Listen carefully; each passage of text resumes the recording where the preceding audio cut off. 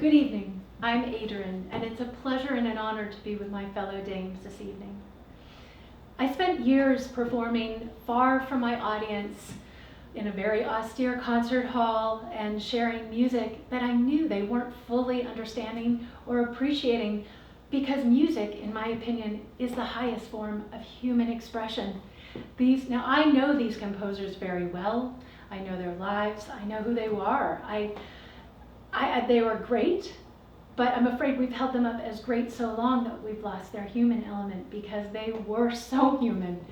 They had their foibles, they had their triumphs and their tragedies, and their joys and their lows.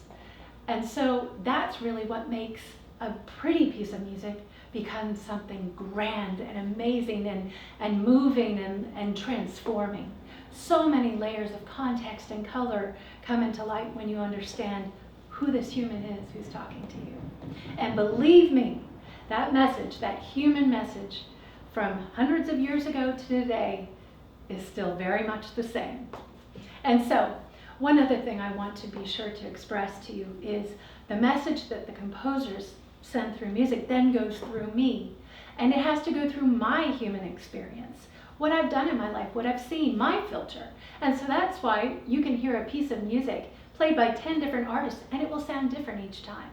But better yet, each one of you will hear it in your own individual way, through what you've been through, what you've experienced. And thus it becomes a bespoke performance from them to you over time. So I very much look forward to hearing what you heard, what you experienced, and how it transformed you or felt to you. So I will start off with one of my bad boys, Debussy. Claude Debussy was born in 1862 in France, and he was a bad boy right from the start. He was always getting into trouble. He and his professors did not get along. They didn't see each other on the same level. Debussy wanted to do his own thing, and he kept saying to everyone around him, "You're overthinking, you're overanalyzing, you're over-theorizing. You need to feel the music." And thus, he became known as the founder of musical impressionism. Now, mind you, impressionism was not considered a favorable term at the time. In fact, Monet also did not appreciate it. But it really meant something that wasn't clear and delineated. It was left open for interpretation and feeling, and that's exactly what they brought. And of course, which we so very much appreciate today. Now, he was a rock star. An absolute rock star in his time. He lived during the Cafe Society. He was mixing with the greatest intellectuals, the movers and the shakers, the great artists, the great thinkers, the greatest of all time. He was the guy in the middle of all this, and he thought he was pretty fantastic, to be honest.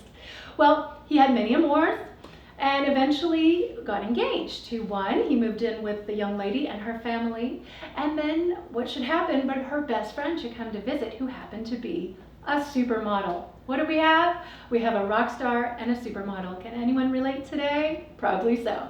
And thus you know what happened. They ran off together, got married, and subsequently she didn't fit in so well with his Cafe Society crowd. They thought she was a little shallow. And so he ran off with a married woman, and she was left brokenhearted, but it actually gets worse, if you could believe it. She shoots herself in absolute agony and distress over this unrequited love and survives. Uh-oh. She lives with the bullet in her chest for the rest of her life. It's pretty bad. A constant reminder of how things didn't go well. But things did go well for Debussy, and he did have one and only child with the married woman he ran off with, and her name was Claude Emma. She was a great inspiration to him in his life, and this piece I'm about to play, Arabesque Number One, was one of her favorites. Debussy wasn't liked by a lot of people. He wasn't always the kindest to deal with, but he did love her very much, and at the end of his life, when he was in a great deal of pain from the cancer he was fighting, he said he would have ended it had it not been for her.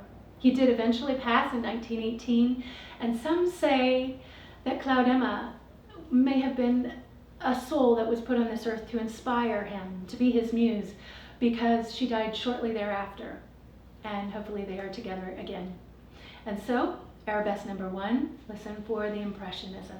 Nothing delineated, just presented for you and your interpretation.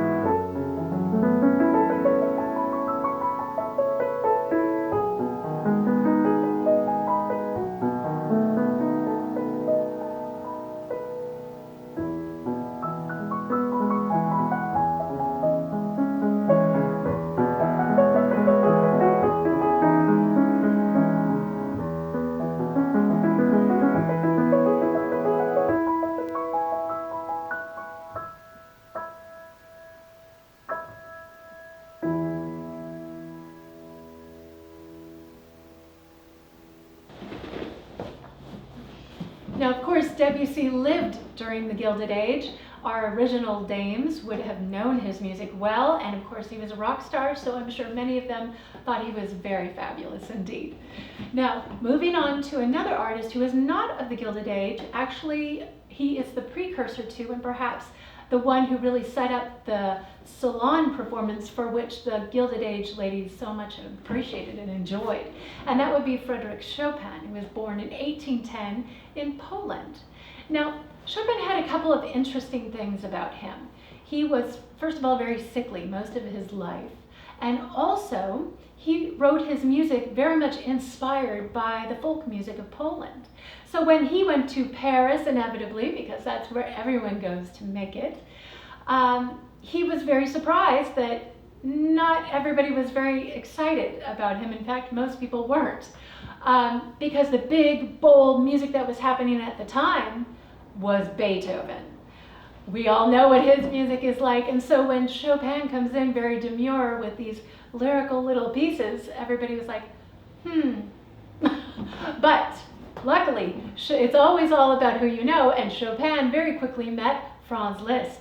Now, Liszt was big on the scene, and he knew everybody. He was a rock star, very much of Debussy's caliber. They were men about town. Let's put it that way. And that certainly helped Chopin. He started to meet all the right people and very quickly was performing in all the right places. Everyone who was anyone wanted to have this handsome and mysterious young man from Poland at their salon. And again, they would all dress in their fabulous gowns and gather to hear the hottest ticket in town, Frederick Chopin. Now, I'll tell you one funny thing about him now, because we have to look at their foibles and human aspects. Chopin had a thing about being a gentleman, but unfortunately it's hard to do when you don't have a lot of money, which he did not at the time. He was new to Paris, he hadn't made his name quite yet, and so he had to teach.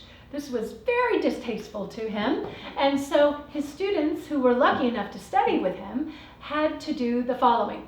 When they came in, they had their lesson, and then he would turn away, at which point they would quickly set their money on the stand and get out. So when he turned, he would say, "Oh, I must have left that earlier. How nice." And that's how he did it.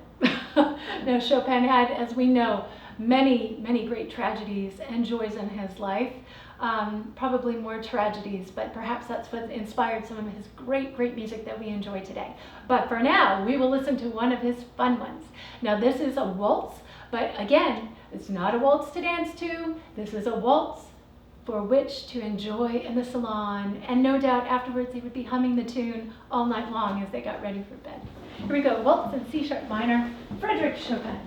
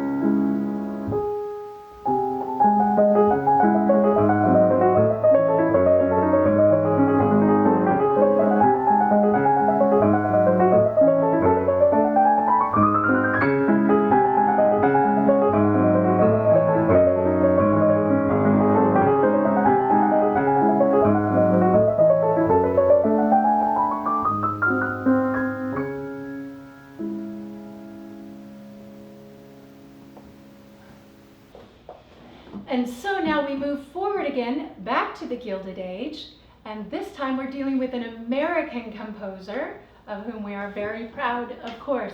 His name is Scott Joplin, and he is known as the King of Ragtime, but many people don't realize that he actually was very classically trained. In fact, he had a professor named Dr. Weiss who gave him a wonderful classical background and study, and his great love, very much like Gershwin, another American composer, was that of the classical music. For this time, they really thought to be legitimate, they had to play classical music. But what they didn't understand is they were introducing something entirely new and wonderful. And Scott Joplin, as I said, became the King of Ragtime. It was already happening, but he took it out of the brothels and out of the more red light district areas and brought it into the forefront.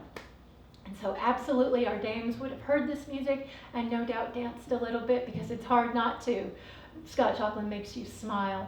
Now the piece I'm going to play is called Swipesy. He wrote it around the turn of the century, 1900, 1901. So the dames would have heard this piece, would have known it, no doubt. The sad thing about Scott Joplin is around 1907 he moved to New York. Now mind, by this time he had written the Maple Leaf Rag, The Entertainer, and so many others.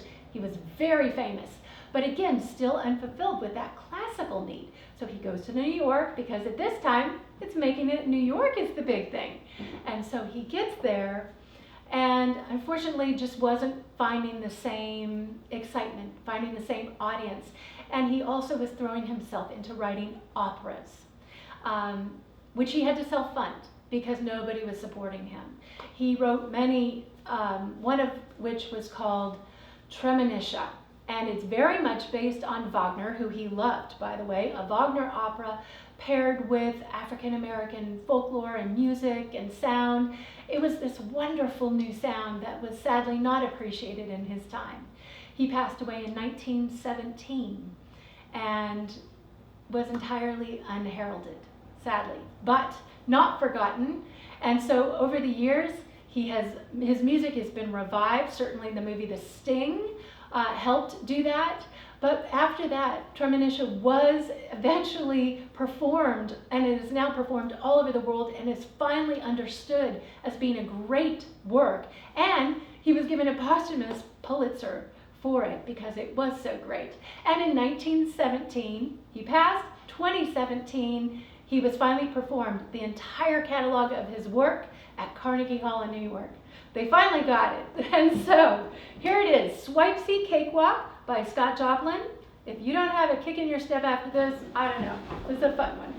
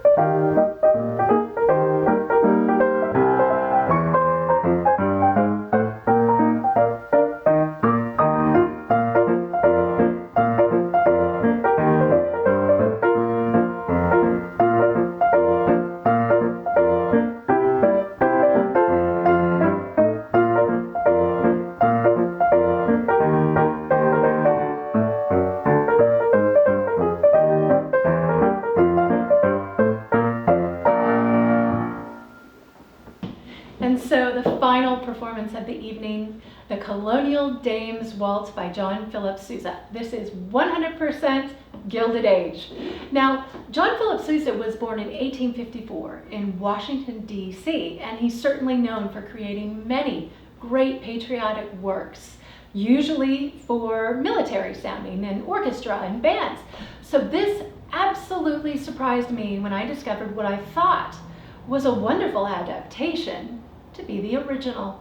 He wrote it for the piano. It was published in 1896 in a women's journal, and I have no doubt that many of our colonial dames would have received it and no doubt played it on their pianos in their own homes. Now, this is a waltz you could dance to. So, if you have a mind, take a turn. Colonial Dames Waltz.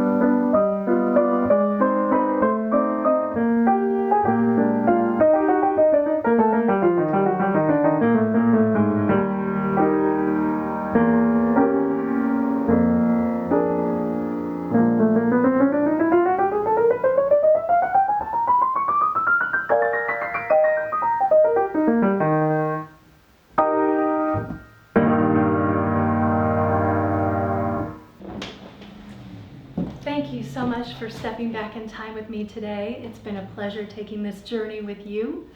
I hope you enjoyed the human part of these great composers because they are so very human, and so is their message that translates all time. I also hope that you and your families are healthy and well. And until we meet again in person next time, good evening.